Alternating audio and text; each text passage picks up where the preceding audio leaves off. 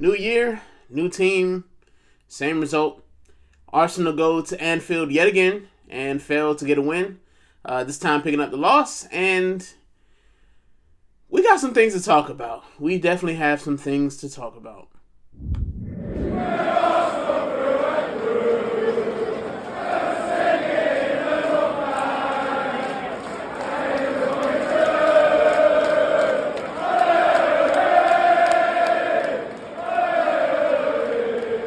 Hola Theodos, welcome back to the channel and welcome back to another Recon reaction. And I was going to make this yesterday, but I don't think I was in the headspace to make it yesterday. I think I was still quite upset. I won't lie, I was upset with the result yesterday because I think that it was a missed opportunity. I think that Liverpool were on the ropes. I think that we could have actually gotten a result at Anfield, and we didn't. We got beat by a free kick, which was, I'm not going to lie, was a masterclass of a free kick. But we shouldn't have been in that position to start with. And yeah, it's just a little bit of the same old. And, you know, people say, oh, it's the third match of the year. But those matches in the past couple years have cost us. I mean, when we lost the title by 2 points, you know, a win at the beginning of the year would have gotten us the title. You know, when we kind of fell apart at the beginning of the year before, win at the beginning of the year would have helped us win the title. Like, everyone says it's only week 3, but these are the matches that you need to win in order to actually get over the line sometimes, especially from a mentality point of view. So in my match preview, I said, you know, going to Anfield and winning would have been great for the squad. It would have been great for the fans. But yet, here we are, you know, the day after, and I'm in a group chat, and I want to shout out the South Florida Gunners, because I'm in their group chat, and you've got fans just arguing with each other.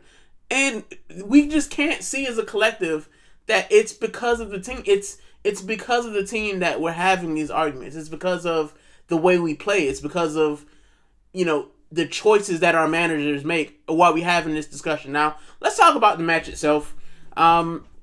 First half, we dominated possession. It's like Liverpool weren't even there.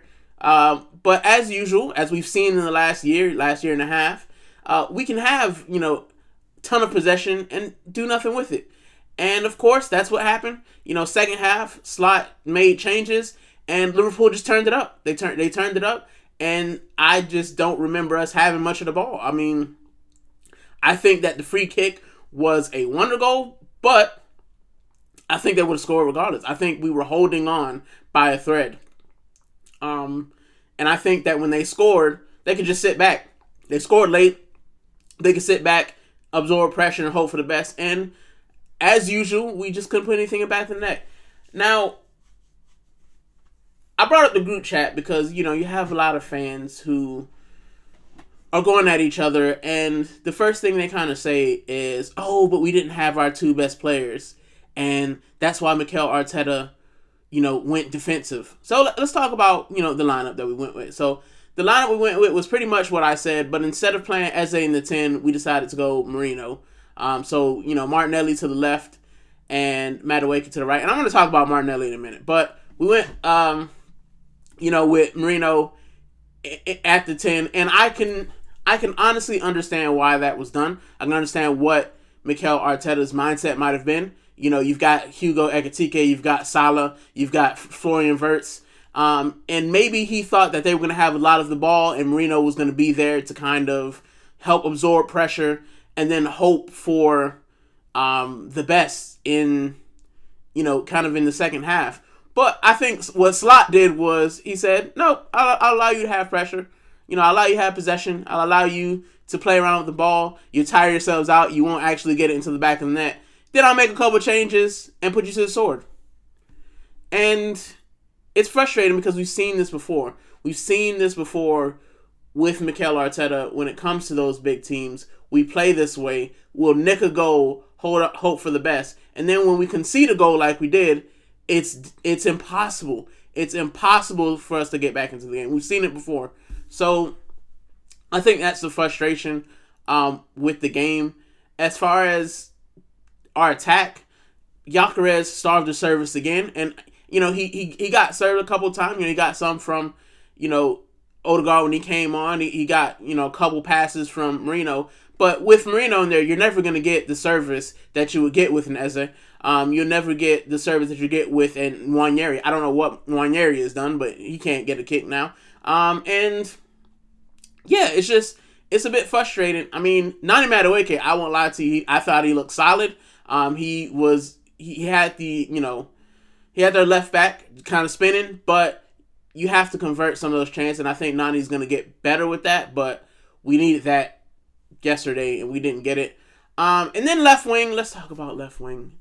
I think I'm tired of having these conversations. I know that a lot of Arsenal fans are tired of having these conversations, but Martinelli, something is fundamentally wrong with Martinelli's game. Something is fundamentally wrong with his confidence. Something's just wrong with Martinelli. I mean, I watched him beat a man and then run the ball straight out of bounds. And this is not the first time we've seen this. Besides that, he's good at recovering to help defensively. But going forward, he gives us not. Why not just convert him to left back? If he's not gonna actually do anything to help the attack, just make him a left back, or striker. He could make him a striker, where he doesn't have to think about passing, he can just shoot. But we already got Gyökeres there. I mean, Martinelli, I would have said it's time to go. I would have said it's time to move Martinelli on, but apparently the club said no. So I don't know what the plans with Martinelli are, but something has to give, because he's not giving us anything. He's not giving us anything. His confidence looks shot. He's devoid of kind of the skill. I mean, he's Brazilian. He did not look Brazilian yesterday. He looked like he was from a Caribbean island, and he moved to Brazil. That's what he looked like. He did not look like a Brazilian yesterday.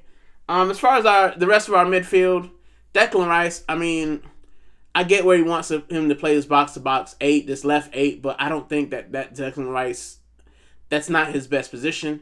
Zubimendi does as well as he can, but this is the thing with Zubimendi, and I think Zubimendi has to realize this. This ain't La Liga. Like, you're not going to get cheap fouls every time you get pushed over. And it almost cost us. David Raya gives the ball. He tries to give the ball to Zubimendi. Zubimendi falls over it very easily. And Liverpool are in. If they could have finished, we would have been done then. So it's tough. Like, I think Zubimendi has to kind of realize that this ain't La Liga. You're not going to get those ticky-tacky calls. You're not getting that in the Prem. You got to be stronger. You got to work hard, especially in our midfield. As far as our defense, I mean, left back Calafiori, he did exactly what I thought he would do in the preview, and that's why I said he should play. He kept Salah pretty much quiet. I don't remember Salah doing anything particular. He got the ball a couple of times, and he did spin Calafiori, but he didn't score. So I think Calafiori did the job. Right back, Jurrien Timber is good defensively, but I think going forward, he offers us less than Ben White, and I think that's kind of the conundrum you have at the right back, especially when you have Saka back fit, is, Ben White links up with Saka a lot better and overlaps. Jurrien Timber, not as much, but he does give us more going defensive, and I think that's the history. I mean, defensively can't really fault him much, but going forward, he's not as effective as Ben White. Yeah. Center backs, so Gabriel does what Gabriel does. He keeps the strikers quiet. He works his socks off, and yeah, he does what it says on the tin. Saliba got injured. I'm pretty sure you guys know. He rolled his ankle before the game. He tried on it. He couldn't. And our new signing Mascara came in, and I want to say he did solid. I think he did a solid job for coming into Anfield, for coming in against Liverpool, the defending champions. I think he did better than we thought he would. I mean, I think he looked solid, and he wasn't like how we were with Kivior. When Kivior would come in, sometimes you kind of be like, oof. Like, I don't remember having an oof moment, with Mascara. And, he passed the ball. He recycles the ball. He's got good position. He's pretty quick. So I'm fine with that. David Raya, yeah. I mean, the free kick, he can't do anything about. That free kick was wondrous. But sometimes with his distribution, he kind of scares me because, yeah, sometimes just kick the ball long, man. Just kick the ball long. Like, you know who you have in front of you. If a guy is bearing down, I just would make those, those kind of passes. And we got away with them, but I think sometimes we have to be a little bit better decision making. But I think Raya was solid overall. The team overall, I think we did as well as we were set up to be. We have to put more, shots on target. We only had one shot on target for the entire game. And I think we had 11 shots in total. That's not good enough.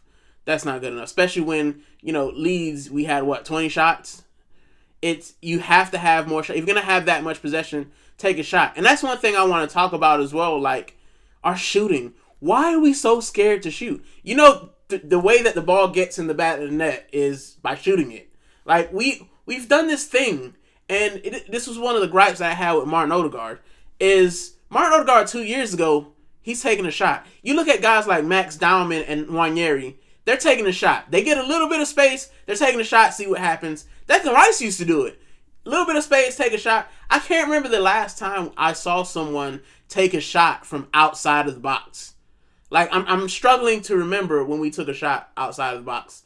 And I think that's a problem. Like, you're never going to, like, it's not like prime Wenger ball. You're not going to walk the ball into the back of the net. Like, we don't have the technical ability or the time to do that. Sometimes you just got to pop a shot off. You might get a rebound, an ugly rebound, and then you get a goal. Like, but we don't even shoot. We touch the ball 47 times and then lose it. Like, if I was defending, I could probably defend that as well. Liverpool really didn't have to do much. Like, and then we get set pieces and wonder why we can't. I mean, you've got Konate and Van Dijk. Like, those guys are massive.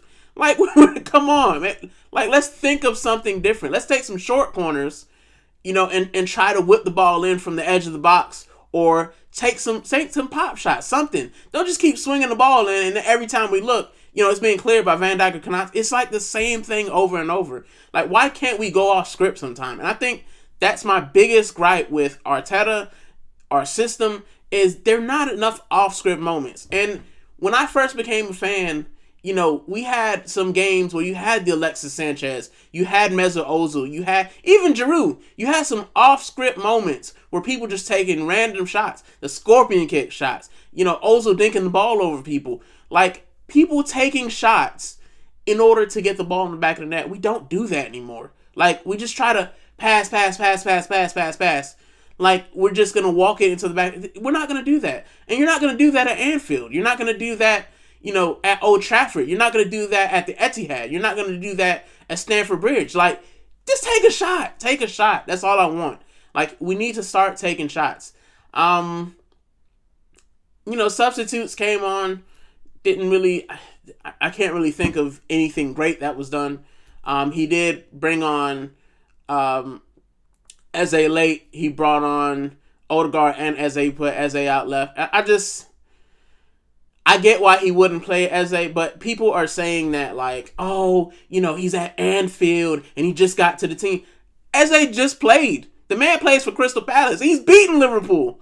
Like, come on. Can we stop this? Can we stop making excuses for our manager making bad tactical decisions? Like, Eze is fit enough to play. He's played. Yes, he doesn't know the system, but I guarantee you he would have given us more than Marino. I guarantee you he probably would have given us more than Odegaard or Nwaneri. Like, stop this. Let's stop this making excuses thing. We paid £70 million for a player and then sat him on the bench for most of the game. For Martinelli, I would have put him on for Martinelli. To be honest, Martinelli didn't give us anything. Like, it's frustrating. It's very frustrating, some of the decisions. And I'm not one of these people. I'm not going to be Arteta out. I'm not going to be Arteta in. I'm going to be Arsenal win. If Arteta can do it, he can do it. If he doesn't, he needs to go. That's it. Like, it's very simple. I'm not gonna bash him, when he does things right, and I'm not just gonna not praise him. I'm not gonna bash him when he does things wrong, and then not praise him when he does things right. That's what I meant. I'm still a little bit gone with the fact that we wasted another opportunity, and we've seen these wasted opportunities time and time again. I think that Arteta has to be a little bit braver. I'm going to be honest with you. I think he has to be braver. Yes, we might concede goals, but you put together one of the best defenses in the league. And this is the thing. You've made one of the best defenses in the league. Trust them. Trust them. Trust your midfield. Trust Declan Rice to help recover. Like, don't just defense and hope that we're going to win games. Trust your team. Go 4-2-3-1 and trust the guys. You bought these guys. You brought these guys in. Trust them. Trust them to get the job done. If you can't trust them, then you shouldn't be the manager. You shouldn't have bought them, and you shouldn't be the manager. Like, if you can't trust the players that you bought, you shouldn't be the manager. That's the thing. Like, you bought these players. These aren't players that Mikel Arteta's inherited. These aren't players that were dumped on him. These are the people he said he wanted. He's gone to the press conferences. He said he wanted them. Trust them. You have to trust the people that you have. I've ran it long enough. I'm still a little bit frustrated. I'm going to go enjoy the rest of my week. It is the international break, so you probably won't see me until the next match preview. And, I might do some shorts here and there, but yeah, I just need to recover. I need to recover for a little bit. I need to take it easy because if we're going to play like this against the big teams, it's going to be a long season. It's going to be a long season. But I'm still positive. I still have the hope that we're going to win. I think we're going to win something. It might just be the Carabao Cup, but I think we're going to win something. And I'm hoping for the best, man. I really am hoping for the best. So I'll see you guys on the flip side. You have a good one. Take it easy.